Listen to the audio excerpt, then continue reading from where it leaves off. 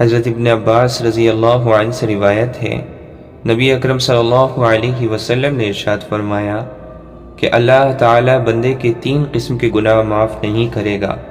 ان گناہوں کے علاوہ جس قدر گناہ ہوں گے ان کو معاف کر دے گا، لیکن ان 3 گناہوں کو کبھی معاف نہیں فرمائے گا۔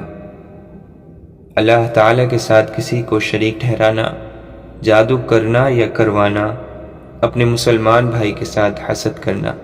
یعنی اگر کوئی آدمی ان گناہوں سے توبہ کیے بغیر مر جاتا ہے تو اس کو معاف نہیں کیا جائے گا۔ ان گناہوں کے علاوہ اور جتنے گناہ ہوں گے اگر اللہ چاہے گا تو معاف کر دے گا۔ شرک اس قدر سنگین جرم ہے کہ شرک کرنے والے آدمی کا کوئی عمل قبول نہیں کیا جاتا، اور جادو یہ وہ بدترین گناہ ہے جو آدمی کو ایمان سے خارج کر دیتا ہے۔